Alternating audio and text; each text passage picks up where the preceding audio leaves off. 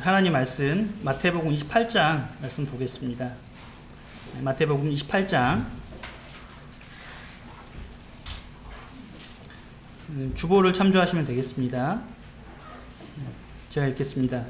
그러므로 너희는 가서 모든 민족을 제자로 삼아 아버지와 아들과 성령의 이름으로 세례를 베풀고 내가 너희에게 분부한 모든 것을 가르쳐 지키게 하라. 볼지어다 내가 세상 끝날까지 너희와 항상 함께 있으리라 하시니라. 예수 그리스도께서는 2000년 전에 우리가 살고 있는 이 땅에 친히 내려오셨습니다. 그리고 자신을 십자가에서 온전히 희생하시고 또한 부활하셨습니다. 그리고 이제 교회를 탄생시켜 주셨습니다. 그리고 교회로 부르심을 받은 예수 그리스도의 제자들이 헌신하고 땀과 피를 흘려 오늘까지 이르게 된 것입니다. 오늘날도 동일하게 예수 그리스도를 믿고 구원받은 누구든지 하나님께서는 교회로 삼아 주셨습니다. 이 교회가 하나님의 말씀을 순종함으로 오늘까지 이르게 된 것이죠. 그래서 주보에 보시는 대로 오늘 주제는 침례는 첫 순종이다 로 정했습니다.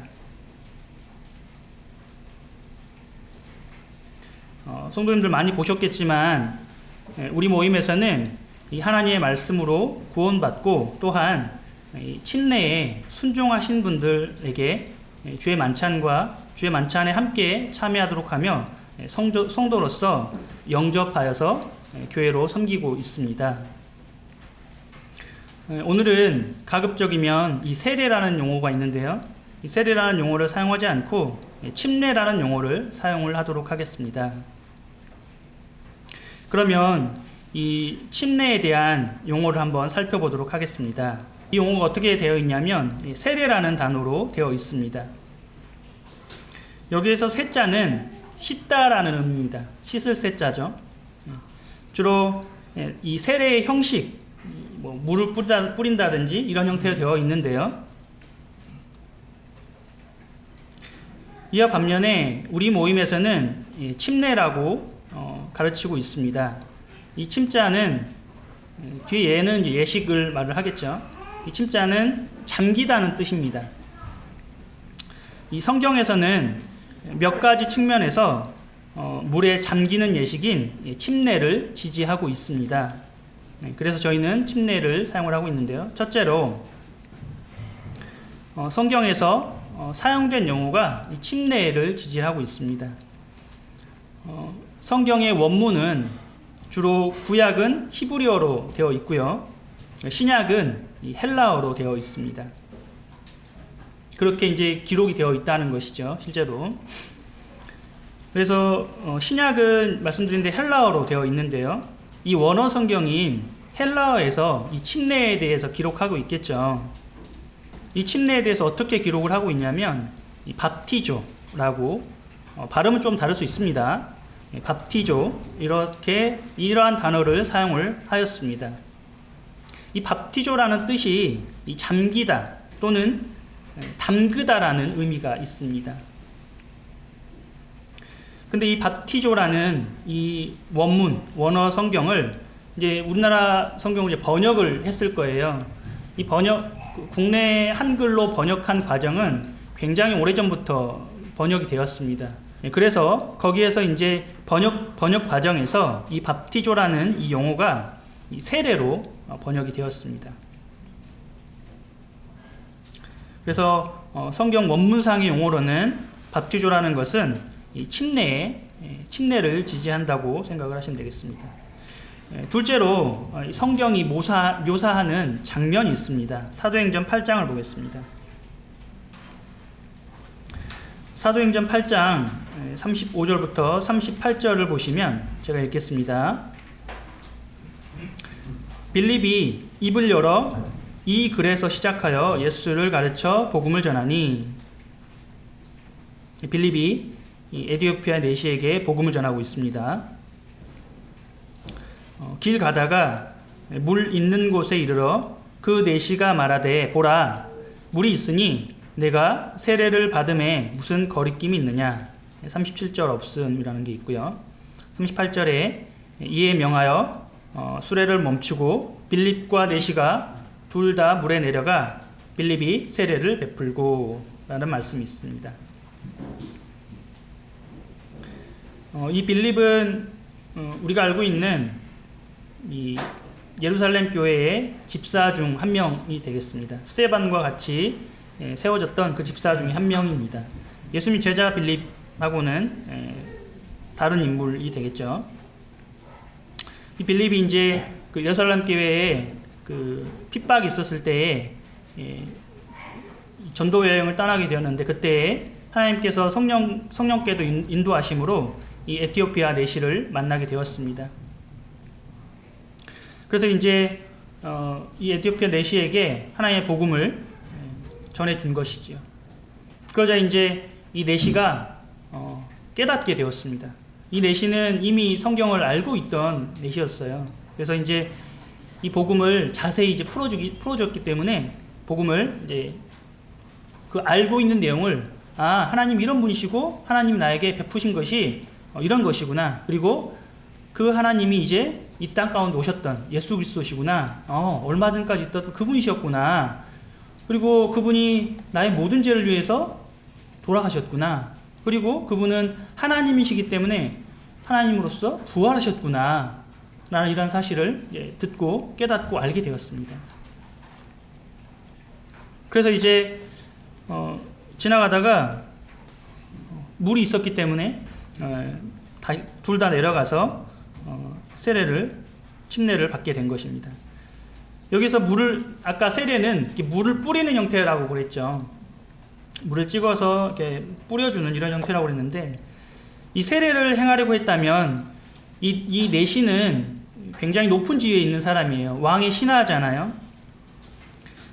그렇기 때문에 이런 그 냇가가 아닌, 강이나 냇가가 아닌, 아무래도 이렇게 물의 상태라든 이런 것들이 그렇게 깨끗하지 않을 수도 있기 때문에 더 좋은 자리를 마련을 하고 깨끗한 물을 사용하여서 뿌리는 형식으로 얼마든지 가능했을 것입니다. 굳이 물에 이렇게 들어가지 않아도 되는 것이죠. 그런데 온 몸을 담그는 침례식을 행하기 위해서 둘 다 빌립과 내시의 이름은 기록되지 않았죠. 둘 다 물에 내려가서 몸을 담그는 이 침례식을 행하게 된 것입니다. 이 형태의 성경에 기록된 대표적으로 이 모습을 보여드렸지만 다른 형태도 존재합니다. 그래서 물에 내려가서 이렇게 침례식을 행하게 된 것을 볼 수 있죠. 그 다음 세 번째로 초대교회에서 이 초대교회의 이 방식이 물에 잠기는 예식인 침례를 지지하고 있습니다. 초대교회로부터 지금까지 약 2000년이 흘렀죠. 수많은 사람들이 이렇게 침례에 순종했습니다. 특별히 초대교회에서는 이 침례 방식에 대해서 물에 잠그는 이러한 침례 방식을 사용을 하고 있었습니다. 우리는 성경이 이 한글 성경에 세례라고 표현이 된 용어를 썼다고 그랬죠. 이 세례라고 말을 할 때 다양한 방식의 예식이 아니라 물에 잠기는 예식인 이 침례를 말한다는 것을 알 수 있습니다. 성경에 나온 세례를 무조건 침례로 바꾸려고 할 필요는 없지만 적어도 성경이 지지하는 방식이 이 침례라는 것을 우리는 알고 있어야 합니다. 그래야지 설명할 수 있을 거잖아요. 내가 왜 침례를 받고 있는지, 그리고 침례의 의미가 무엇이고 형태가 무엇인지를 설명할 수 있을 것입니다. 자, 그러면 침례는 누가 받는 것이며 언제 받는 것인지 한번 살펴보겠습니다. 앞서 사도행전 8장에서 보셨던 것처럼 에티오피아 내시는 복음을 듣고 또 그렇게 해서 이제 깨닫게 되었죠. 그리고 그 즉시 어때요? 길을 가다가 물을 발견했습니다. 그리고 그 당일날 즉시 침례에 순종을 하였습니다. 여기서 우리는 침례의 대상자에 대해서 알 수 있습니다. 침례의 대상자는 복음을 듣고 예수 그리스도를 믿는 사람입니다. 우리 이 사람을 구원받았다고 합니다. 그래서 구원받은 사람이 침례의 대상자가 될 수 있는 것입니다. 그리고 시기는 구원받은 즉시, 그 즉시로 침례에 순종할 수 있는 것을 알 수 있습니다. 그렇다면 오늘날 우리 모임에서는 일반적으로 침례식을 구원받은 즉시 주진 않습니다. 그럼 왜 그럴까요? 초대교회에서는요, 구원받고 예수님의 제자가 된다는 것, 구원받고 내가 믿음을 선포한다는 것, 그것은 이 침례에 순종한다는 것은, 이 믿음을 고백한다는 것은 자신의 삶 가운데에서 이 엄청난 시련이 닥칠 것을 예상을 해야 되고 감수하면서 그렇게 고백하는 것입니다. 또한 삶의 터전에서도 이 쫓겨날 수 있는, 유대교를 이 사람들은 신봉을 하고 있었기 때문에 예수 그리스도에서 인정을 하지 않았습니다. 그 사람들이 이 대제사장의 무리들, 그리고 이 이스라엘의 지도자들이 어떻게 했습니까? 예수님 못 박았습니다.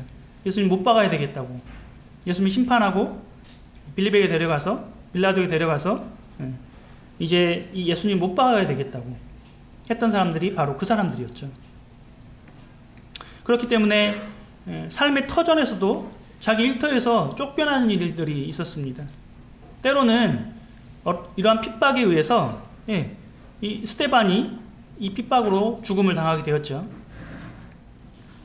물론 여러 제자들도 그러한 죽임을 당하게 되었습니다. 이렇게 때로는 죽음에 내몰리는 것을 포함하고 있는 것이었습니다. 그렇기 때문에 이러한 급박한 상황에서 침례식을 바로바로 구원받은 즉시로 행해야 하는 이러한 필요성이 있었습니다. 그만큼 이 그리스도인들, 예수님 믿는 이 사람들은 그 믿음의 고백을 통해서 정확한 믿음의 결단이 필요했습니다.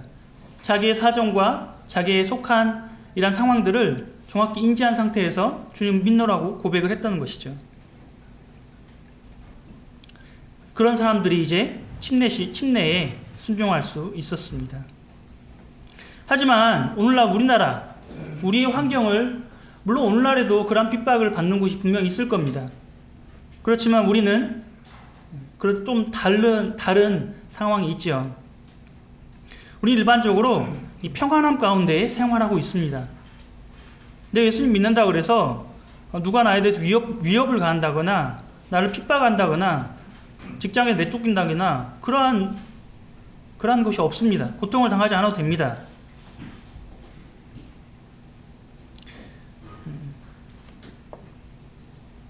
그래서 이러한 부분이 있고요. 로마서 10장 9절에서 10절을 보시면은요, 이거는 아마 그 주보에 실리지 않은 것 같은데요. 제가 읽어드리겠습니다. 내가 만일 내 입으로 예수를 주로 시인하며 또 하나님께서 그를 죽은 자 가운데서 살리신 것을 내 마음에 믿으면 구원을 받으리라 라고 말씀하고 있습니다. 사람이 마음으로 믿어 의에 이르고 입으로 시인하여 구원에 이르느니라. 그래서 중요한 것은 이 성경은 침례식 자체가 구원의 조건이나 근거라고 말씀하고 있지 않습니다. 우리의 구원은 오직 예수 그리스도를 믿는 믿음으로 나오는 것입니다. 믿음으로 나오는 것입니다.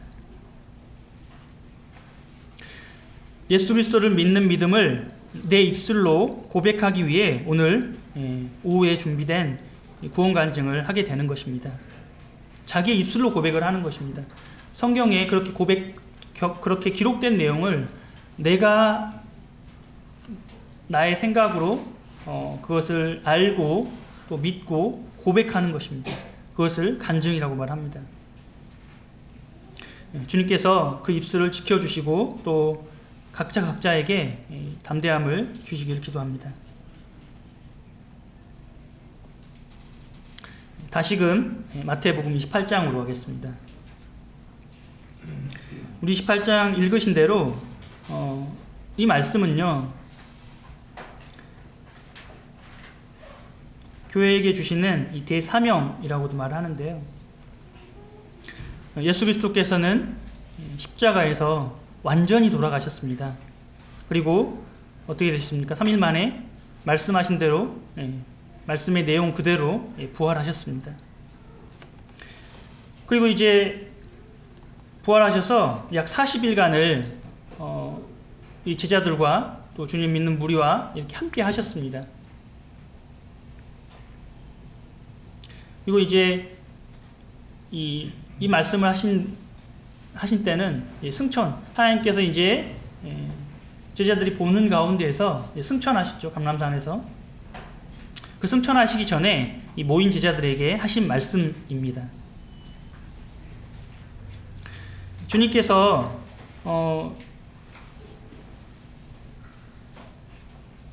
이제 가서 이 제자를 삼으라고, 제자를 삼고 내가 가르친 모든 것을 지켜 행하게 하라고, 또 침례를 행하라고 이렇게 말씀하셨죠. 그 말씀 그대로 이 주님의 제자들은 순종했습니다. 주님의 제자들은 온 땅에 가서 복음을 전했습니다. 또한 예수 그리스도를 믿는 사람들에게 동일하게 침례를 베풀었습니다. 그리고 하나님의 말씀을 부지런히 가르치고, 먼저 이 제자들이 먼저 구원받은 사람들, 구원받은 무리들이 먼저 이 순종의 본을 보여주었습니다. 그리고 주님께서는 이 세상 끝날까지 교회와 함께 하시겠다고 약속하셨죠. 그리고 오늘까지 그 약속을 지키셨고, 그 약속이 이어져 온 것이죠. 그렇기 때문에 오늘 우리가 이 자리에 모여 있는 것입니다. 하나님께서는요, 이 일을 이제 우리에게 맡기셨습니다. 언제까지요? 세상 끝날까지요. 세상 끝날까지 우리가 그곳에 있다면 우리에게 그 일을 이제 맡기신 것입니다. 히브리서 12장 말씀 보겠습니다. 여기 아마 주보에 기록된 것 같은데요. 1절, 2절을 보시면요. 이러므로 우리에게 구름같이 둘러싼 허다한 증인들이 있으니 모든 무거운 것과 얽매이기 쉬운 죄를 벗어버리고 인내로써 우리 앞에 당한 경주를 하며 믿음의 주요 또 온전하게 하시는 이인 예수를 바라보자. 네, 그렇습니다.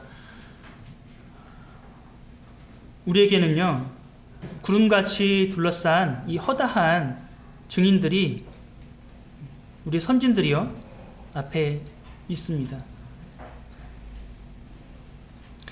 2000년 동안 수많은 핍박과 곤고와 또 궁핍과 모욕을 당하면서 그들은 인내하고 그들은 순종했습니다.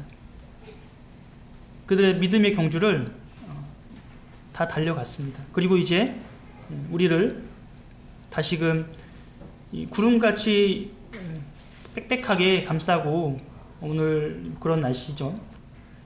그렇게 허다한 증인들이요, 우리를 다시금 바라보고 있습니다. 우리가 세상을 살아가다 보면은요, 우리를 얽매이게 하는 것들이 너무나 많이 있습니다. 우리를 거치게 하는 것들이 정말 많습니다. 세상에 즐길 만한 것들이 그렇고요. 나의 죄악된 성품이 그렇고요. 그렇지만 이런 것들을 우리는 벗어버려야 됩니다. 이것을 벗어버리고 예수 그리스도 온전하신 그 주님을 바라보고 믿음으로 나아가시길 바랍니다.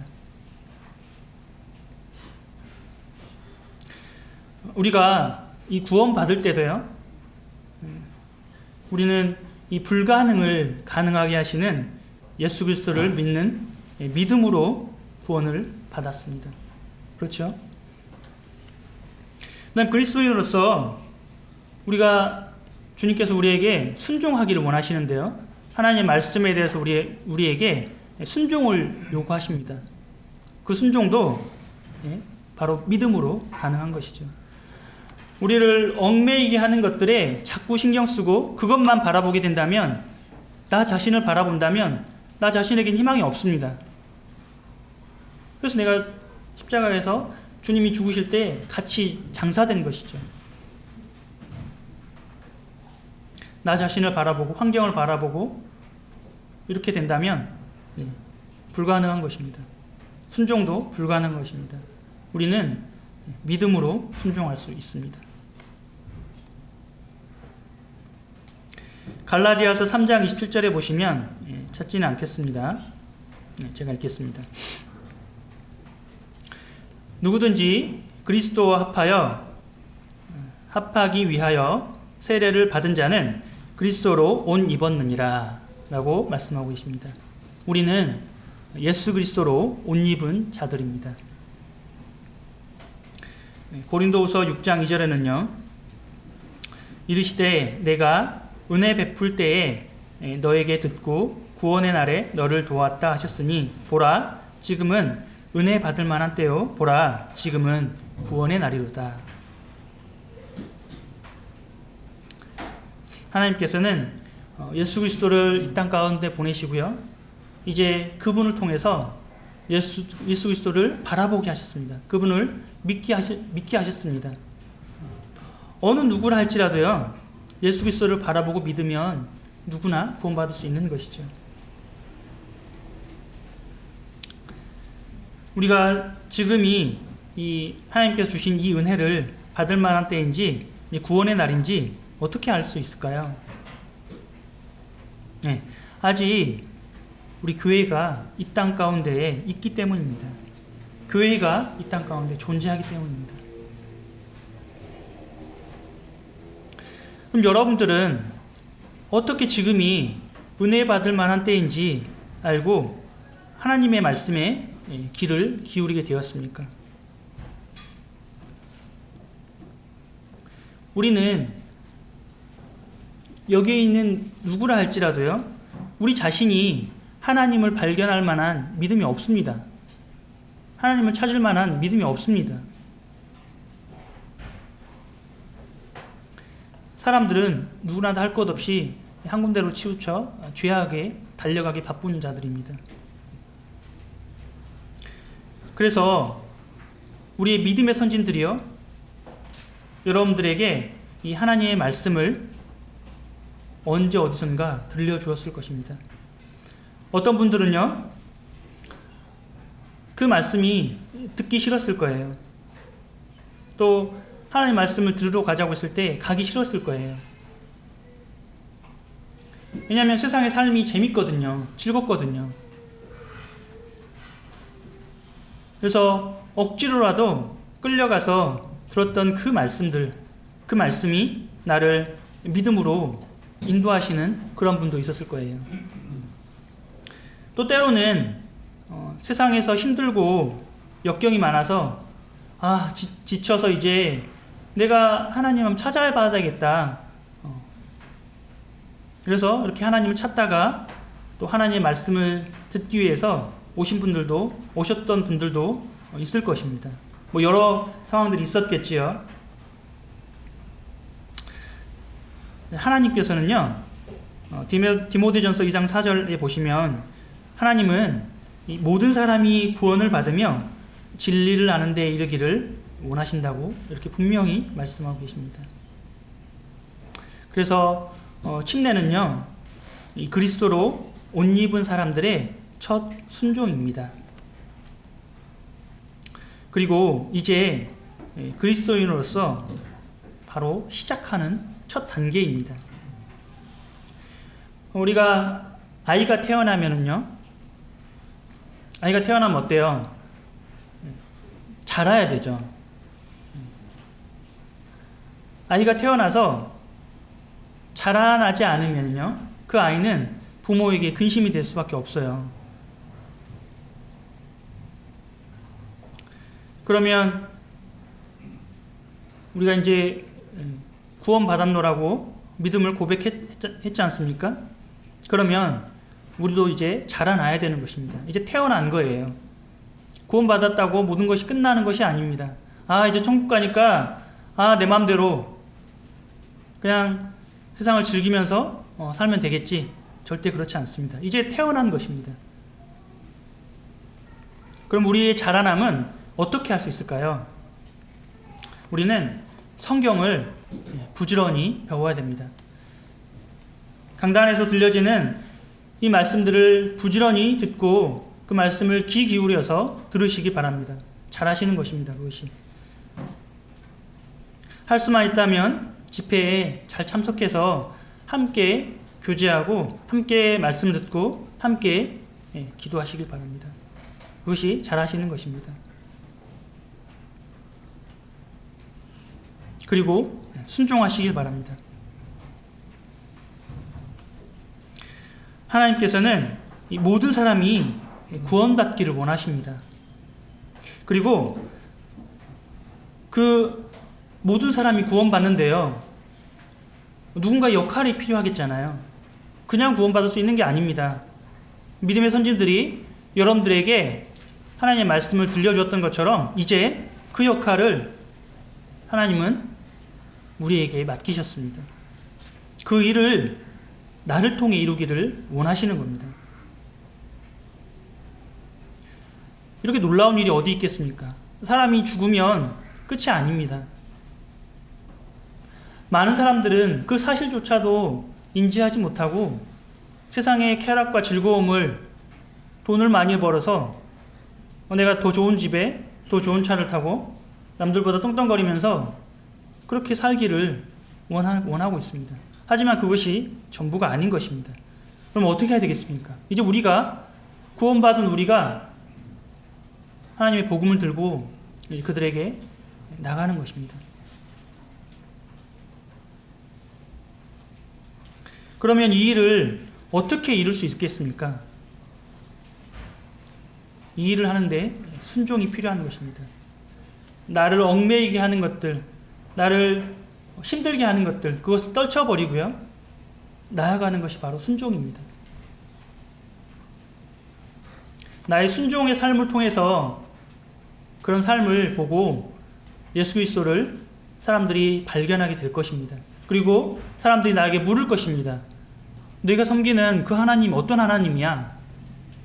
궁금하다. 네가 믿는 하나님 나도 한번 믿고 싶다. 한번 찾아보고 싶다. 특별히 어렵고 또 환경 가운데 이 근심이 있는 자들, 이런 사람들이, 또 어려움 있는 자들이 하나님을 찾게 될 것입니다. 그럴 때 우리를 기억하게 될 것입니다. 하나님께서는요, 이 일을 바로 구원받은, 하나님은 완전하신 분이시고요, 온전하신 분이십니다. 그리고 우리가 알고 있는 것처럼 천사들이 있습니다. 이 천사들을 통해서도 얼마든지 하나님은 하나님의 일을 하실 수 있는 분이세요. 돌들을 통해서도 그 일을 하실 수 있는 분이십니다. 하지만 하나님께서는 이 놀라운 일을요, 우리와 함께 하기를 원하십니다. 침례는 첫 순종입니다.